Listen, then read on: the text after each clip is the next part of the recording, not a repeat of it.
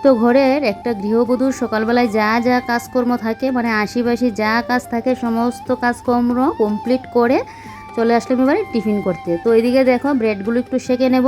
অনেক সময় ডিম দিয়েও খাওয়া হয়, ডিম টোস্ট করে যে খাই, তো বেশিরভাগ কিন্তু ব্রেডগুলো আমাদের ঘরে এমনিতে খাওয়া হয়, সেঁকে খাওয়া হয়। আর এদিকে দেখো এক পাশে বসিয়ে দিলাম চা। এইভাবে ব্রেড সেঁকে খেলে না খুবই টেস্ট লাগে, এমনিতে নর্মাল থেকে মানে একদম একটু গরম গরম করে খেলে মানে সে যেন আলাদা একটা মানে স্মেলও থাকে, সে খেতেও টেস্টটা আসে। তো এদিকে দেখো আগে কাপের মধ্যে গরু দুধটা নিয়ে নিয়েছি, এবারে লিকারটা দিয়ে দিলাম, দিয়ে এবারে দেখো টিফিনটা সাজিয়ে নিলাম। আমার না একটু সাজিয়ে গুছিয়ে মানে খেতে যেন ভালো লাগে, আরেকজনকে দিতেও ভালো লাগে, নিজেও খেতে পছন্দ করি।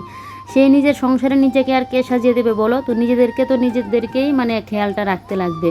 তো সেই দেখবে সাজিয়ে গুছিয়ে না, কথাই বলে না আগে দর্শনদারি পরে গুণ বিচারি, সেই দেখতে দেখবে ভালো লাগলে যেন সেই নিজের কাছেও একটা অন্যরকম ফিলিংস মনে আসে, তো সেই খেতেও যেন ভালো লাগে।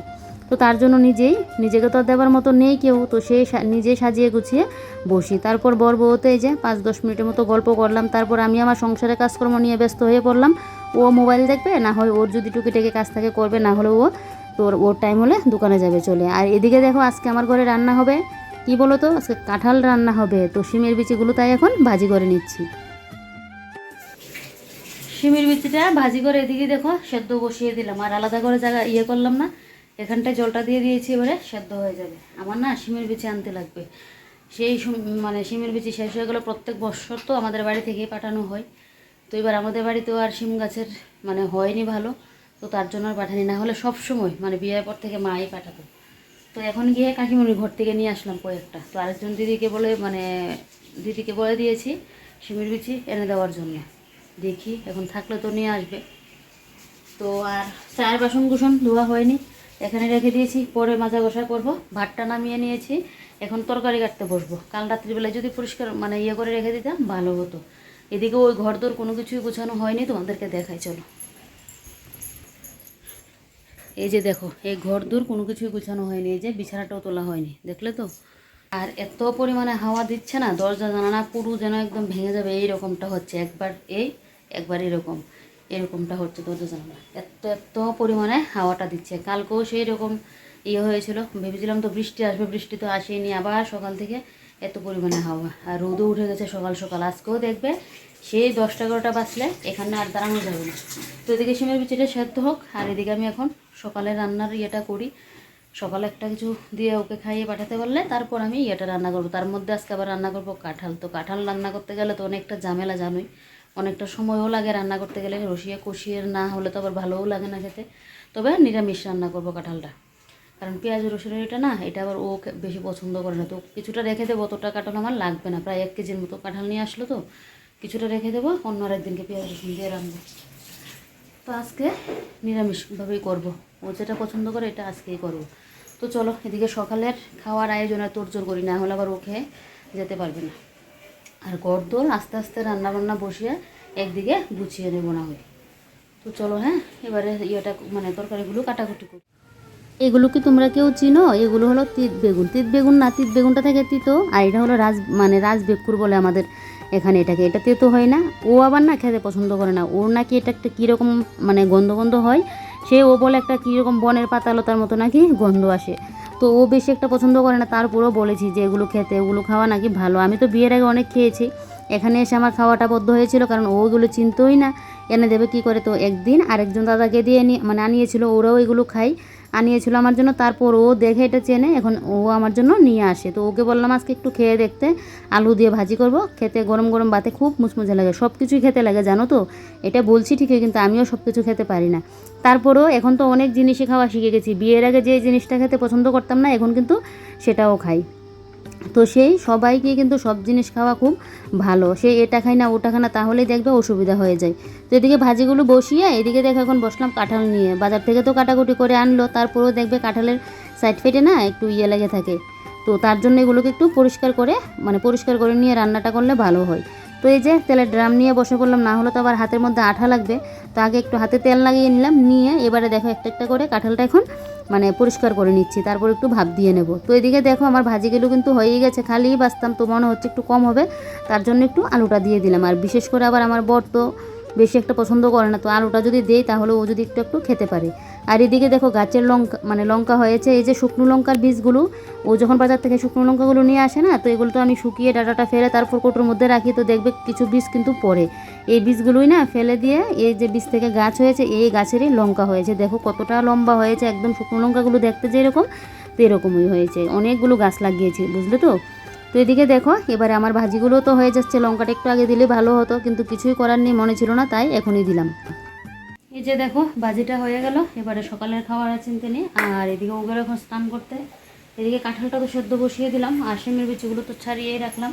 আর এদিকে দেখো নিয়ে আসলো নুন, তারপরে যে গরম মশলার প্যাকেট, তারপর শুকনো লঙ্কাগুলো একটা ইয়ের মধ্যে নিয়ে রোদে দিতে লাগবে। আর এদিকে এখন আলুটা কাটলে হয়ে যাবে। আর এই যে আলুটাও নিয়ে এসেছিলো, কারণ আমার ঘরের আলুগুলো না একদম ছোটো ছোটো, কাটতে যেন ইচ্ছে হচ্ছে না এই গরমের মধ্যে, তো বললাম তাই আলু নিয়ে আসার জন্য। তো এদিকে ও আসুক তারপর খেতে দেবো, আর আমি এদিকে আলুটা এখন কেটে নেব।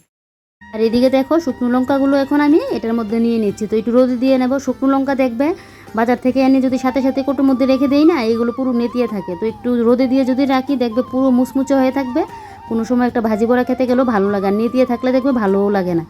তারপর এদিকে নুনও নিয়ে আসলো, তো নুনটাও একদম নুনের কোটোই রেখে দিচ্ছি। একটা কথা শুনলাম নাকি নুন নাকি ঘরের মধ্যে কোনোদিনও শেষ হতে নেই, সে একটুখানি নুন থাকতে নাকি আবার আরেকটা নুনের কথা বলতে লাগে। আর আমি তো একদম নুন কিন্তু কতগুলো আছে, তারপর আবার বলে দিয়েছি, সে আবার নিয়ে আসলো 2 প্যাকেট আবার নিয়ে এসেছে, আমার পুরো চলে যাবে এখানে 2-3 মাসের মতো, কারণ আগেরও প্যাকেট রয়েছে তার জন্য। আর এই কথাটা শোনার পর থেকে না আমি এখন নুন শেষ হওয়ার আগেই বলে রাখি, 1 প্যাকেট আসতো 2 প্যাকেট থাকতে আমি বলে রাখি নুনের কথা, কখন আবার শেষ হয়ে যাবে তাই।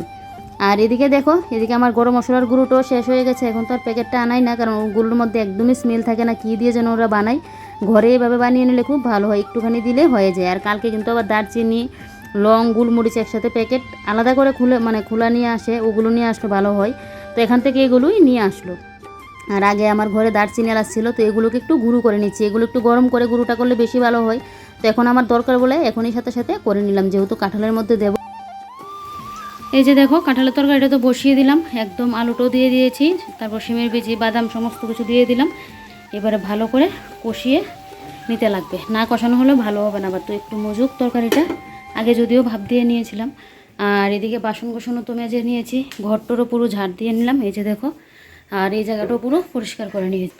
তো এবার এখন গিয়ে ঘরটা গুছিয়ে নেব, এইভাবে না রান্না বসিয়ে আমি ঘর দোর গুছাই, না হলে তো ইয়ে করতে পারি না, রান্না শেষ হতে দেখবো 12টা বেজে যাবে, তারপর ওই ঘর দোর গোছাতে সেই একটা, তো তার জন্য রান্না বসিয়ে এইভাবে করি। আর আমার সকালের খাওয়া দাওয়া হয়ে গেছে, খাওয়া দাওয়াটা করি কাঁঠালটা বসালাম, কারণ কাঁঠালটা হতে তো অনেকটা সময় লাগবে, আবার মশলা বাটাবুটি করলাম আদা কাঁচা লঙ্কা, তাই একটু ইয়ে হলো। আর বাইরের অবস্থা দেখাই, এই যে দেখো বাইরের অবস্থা কী পরিমাণে রোদ। তো চলো এখন আঁশটা তো হালকাই আছে, কিছু হবে না, আর আমি এদিকে এখন ঘরটা গুছিয়ে আসি।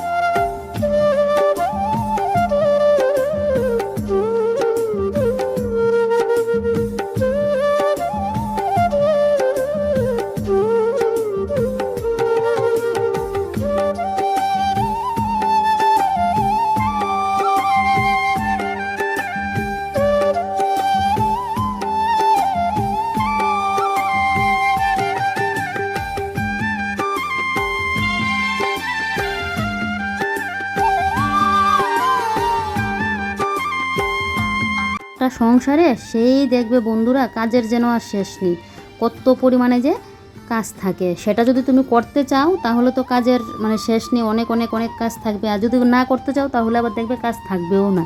দেখবে সকাল থেকে রাত পর্যন্ত আমাদের গৃহিণীদের যেন কাজের আর শেষ হয় না, একটা না একটা কাজ কিন্তু থাকেই। আর বিশেষ করে আমার হলো দুপুরের দিকে রেস্টের টাইম, সেই পুজো টুজো দেওয়ার পর 2-3 ঘন্টা তখন আমি আমার মতো করে কাটাতে পারি, না হলে না দেখবে এটা ওটা টুকিটাকি কাজ থাকে। বিশেষ করে সকালের দিকে কিন্তু বেশি কাজের ঝামেলাটা থাকে, বিকেলের দিকে দেখবে আবার অতটা কিন্তু থাকে না। তো এদিকে দেখো রান্না বসিয়ে কিন্তু ঘরের এই কাজগুলো আমি শেষ করে নিচ্ছি, কারণ না হলে রান্না বান্না শেষ করে যদি এগুলো করতাম তাহলে তো আবার বেলাটা অনেকটা হয়ে যেত। এদিকে আবার পুজোও দেওয়া আছে, এক হাতে রান্নাবান্না কাটাকুটি সবজি মশলা বাটা রান্নাবান্না ঘর গোছানো এই কাপড় কাচা সমস্তটা কিন্তু এক হাতেই।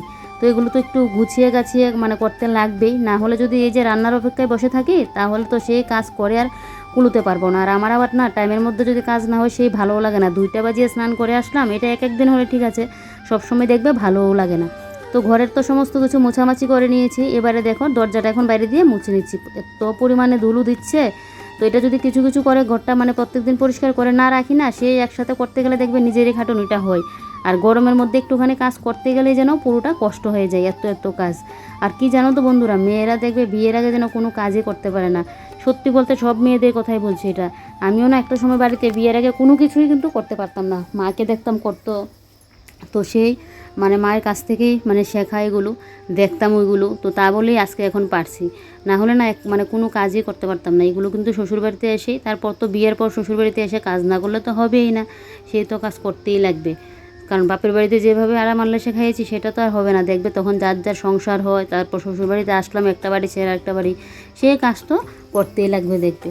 তো এদিকে দেখো মন না চাইলো না তখন কিন্তু কাজগুলো করতেই লাগে। আর এদিকে দেখো তোমাদের সাথে কথা বলতে বলতে কিন্তু আমি এই যে ঘরটা এখন মুছে নিচ্ছি। তো আজকে ফ্যান জল দিয়ে মুছছি, আজকে স্রাব দিলাম না, ফ্যানের জল দিলে না দিয়ে মুছলে দেখবে ঘরটা অনেকটা ফ্রেশ থাকে। স্রাব দিলেও ময়লাটা কাটে, আর ফ্যানের জল দিয়ে মানে পোকামাকড়টা থাকে না। তারপরেও আমি ঘর মুছতে গেলে না কিছু একটা দিতে আমার লাগেই, খালি ঘর মানে জল দিয়ে যদি ঘরটা মুছি যেন আমার মোছাটা হয় না, এরকমটা মনে হয়। আর এদিকে দেখো পাখাটাও চালিয়ে রেখে দিয়েছি, এদিকে আমার ঘরটা মোছার সাথে সাথে ঘরটা এখন শুকিয়েও যাবে। আর কি বলো তো বন্ধুরা, দেখবে বিয়ের পর না শ্বশুরবাড়িতে যতই তুমি কাজ করো না কেন সে কোনো দিনও না নাম পাওয়া যায় না, সেটা আমি দেখেছি। যতই কাজ করো না কেন দেখবে কোনো দিনই কিন্তু নামটা পাওয়া যায় না। আর এই যে দেখো এদিকে আমি এখন ঘরটা তো মুছে নিয়েছি, এবারে লাইটগুলো অফ করে দিয়েছি, দিয়ে এদিকে এখন চলে আসলাম এই যে একটা গ্লাস জল খাবো। কারণ এই যে ঘর দোর মুছলাম, তারপর এদিকে রান্না করলাম, এদিকে ঘর করে রাখলাম, গুছিয়ে গাছিয়ে রাখলাম, সেই যেন পুরো মনে হচ্ছে যে বরফ যদি আমি মানে চিবিয়ে চিবিয়ে খেতে পারতাম ভালো হতো। বরফ তো আছে কিন্তু খাবো তো না, খেলে তো আমার উপায়ই থাকবে না, একদম পুরো ঠান্ডা লেগে একদম বিছানায় থাকতে লাগবে। তো সেই ঠান্ডা জলটাই এখন খেয়ে নিচ্ছি। আমার তো মানে গরমের দিনটা আসলে কত পরিমাণে যে ঠান্ডা জলটা খাই, সে খেতেই লাগবে। আর এদিকে দেখো বাইরের কি অবস্থা, তাহলে বুঝো ঠান্ডা জল না খেয়ে কি পারি বলো তো। গরমের দিনে একটু কোনো মানে কাজ করতে গেলেই যা কষ্ট হয়, সেই শীতকালে কত না কাজ করা যায় সংসারের, গরমকালটা আসলে এই অবস্থা হয়। আর এদিকে দেখো বসে বললাম এখন স্নান করে এসে পুজোটা দিতে। ও কালকে আসার সময় নিয়ে এসেছিলো তরমুজ আঙ্গুর ফল, তা আমি তো আমার ঘরে যেটাই আনা হবে প্রথম হোক দ্বিতীয় হোক মানে ঠাকুরকে দিয়েই খাই। বিশেষ করে প্রথম যে জিনিসটা আনবে এটা তো ঠাকুরকেই দেবই। আর ফল টুল আনলে না আমি আগে ঠাকুরকে দিয়ে তারপর আমার জন্য মানে রাখি, ঠাকুরকে না দিলে যেন ভালো লাগে না। আমরা তো সবসময় খেতে পারি, ঠাকুরকে তো আর সবসময় দেওয়া হয় না। তো এদিকে দেখো এবারে আমি এখন কিন্তু বসে বললাম পুজোটা দিতে। তো পুজোটা দিয়ে নিলেই বেশ কাজবাজ কমপ্লিট। একটা কথা কী জানো তো বন্ধুরা, ঘর দোর মুছলাম যেই সাথে সাথে কারেন্ট চলে গেল। এই যে কারেন্ট গেল সেই ঘর দোর মুছলাম, আমি বাইরে গিয়ে কিন্তু একটু টুকিটাকে কাজ করেছিলাম, তারপর স্নান করে এসে পুজোটা দিলাম। সে 2টা বাজতে চললো, এখনও কারেন্ট আসার নাম নেই। তাহলে বুঝো এত কাজ বাজ করে সে যদি স্নান করে আসার পর একটু মানে পাখাটার নিচে না বসতে পারি, কারেন্টটা না থাকে, তাহলে বুঝতেই পারো কীরকম মনটা হয়। আমার তো একদম অসহ্য লাগছে।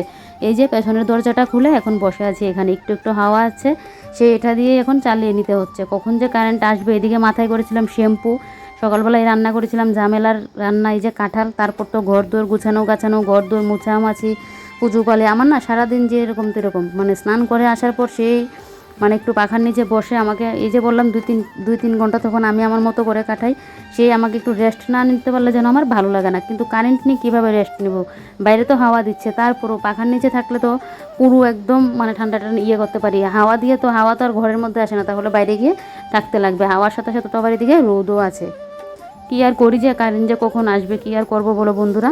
যাই হোক চলো তাহলে ব্লগটা এখানে শেষ করছি, কাল আবারও কোনো নতুন ব্লগে তোমাদের সাথে দেখা হচ্ছে। তোমরা সবাই ভালো থেকো সুস্থ থেকো এটাই প্রার্থনা করি। আর আমার আজকের ব্লগটা তোমাদের কীরকম লাগলো কমেন্ট করে জানাবে। আর নতুন কোনো বন্ধু আমার চ্যানেলে এসে থাকলে আমার চ্যানেলটিকে সাবস্ক্রাইব করে পাশে থাকবে। তো চলো এই গরমের মধ্যে তোমরা বেশি বেশি করে জল খাও আর সাবধানে থেকো, ঘরে থেকো, রোদের মধ্যে বেশি